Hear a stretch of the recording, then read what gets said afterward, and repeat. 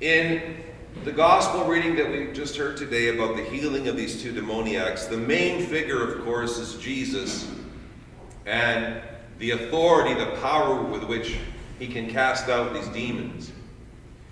Now, the Gospel of Matthew is the gospel of God's kingdom. And we've said at other times, the kingdom of God is not a place, it is a condition, it is the rule of God, and it is the reign of God. And all of these healings that Jesus does are then connected to his preaching of the reign of God in the world. And so the healing of these two demoniacs, these two demon-possessed men, show the reign of God and the power of God even over the forces of evil and his victory over the demons. But there are these other figures today in this gospel reading that it's worth paying some attention to. First of all, of course, we have the two demon-possessed men who are hanging out in the tombs. And that's very important, by the way, because, the dead bodies were considered to be unclean. And so if you had to live in the cemetery, if you had to hang out in the tombs, it really meant you were outcasts. You weren't really welcomed in a community. Of course, we have the demons, and we also have the people in the town. We have these various figures. Now, the two demon-possessed men go out looking for Jesus. Obviously, they heard he's in the region, he's close by, and they go out to look for him. The demons, when they have this dialogue with Jesus, it's very interesting because they know who he is. They call him the Son of God. Now, it would take some of his disciples a lot longer to come to that realization, but the demons know who he is.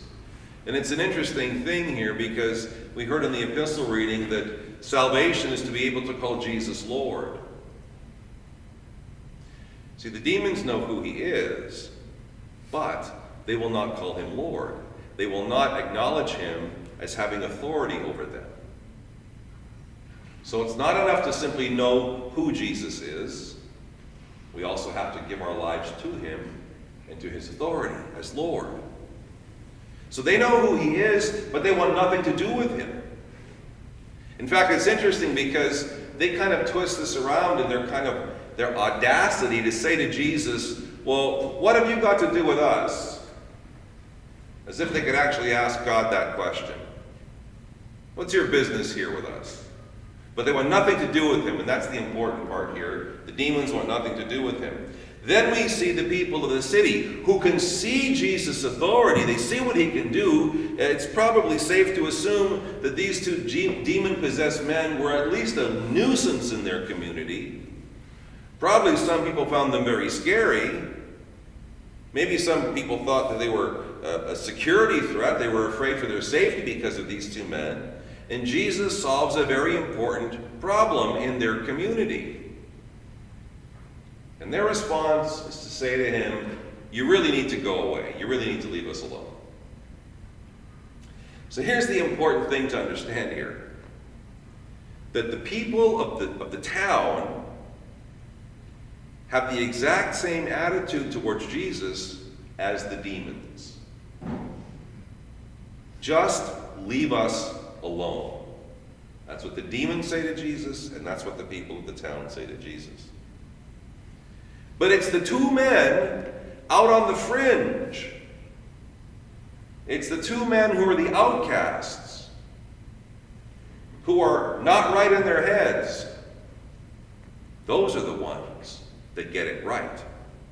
And they run to Jesus, looking for help and looking for salvation. You see, social status, acceptance in the crowd, into the inner circles, is not a mark of spiritual integrity. Just because people find us acceptable does not mean that we have things right with God. And if we look at the Gospels, we see that over and over again, Christ intentionally goes out to the fringes, to the outcasts, to the people that are ignored. And he goes there with his light and his life, and he uses those people to proclaim his gospel to the rest of the world. And that's not just in the scriptures, by the way. That's all the way through Christian history. Think of the monks in the deserts of Egypt, just in the middle of nowhere, and how the people turned to them for their wisdom. To this day, we have a book called The Sayings of the Desert Fathers that we dip into for their wisdom. Or the elders of the Eastern European forests. Saint Seraphim of Saro, this just broken old man, who people saw shining with the radiance of Christ's resurrection every day of his life. And we have all these saints that are called fools for the sake of Christ. People who clearly were not very red in their heads, but were complete, holy, godly people. And if you want to watch a movie that features one of these fools for the sake of Christ, it's a Russian movie. It's called The Island. Ostrov is the Russian title. You can find it, I think it's actually on YouTube. The whole movie's on YouTube. It's got English subtitles. And it's about this monk who's just really kind of off. And in fact, one of the monks, the senior monks, thinks the guy's just an absolute pain and is always getting in his hair, and he's always complaining to the abbot about him, what a mess this guy makes in the monastery. And he turns out to be a deeply, deeply holy man.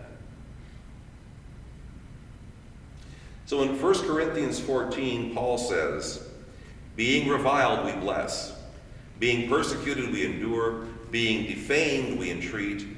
We have been made as the filth of the world, as the offscouring of all things until now. The stuff that people just push away. If being a Christian means that you don't feel like you fit in with what is considered by the crowd as acceptable or normal or correct or cool, take heart. Because you stand in the company of a great cloud of witnesses. And most of them also, the people thought, were kind of odd because of their devotion to God. But you don't stand alone. But the other side of that is this, that regardless of what other people may think of them, if somebody is sincerely walking towards Christ, if somebody is sincerely walking towards Christ, that's a person that we should pay attention to. In particular, if we encounter them in our lives, if we come across them in our daily lives, because it just might be that God has sent that person to us to teach us something about our own walk with him and our own journey to the kingdom. You just never know who you might meet. It might be, as Paul says, an angel in disguise. And the very person that I need to speak to, the very thing that I need to hear to open my eyes to the light and the life of Jesus Christ.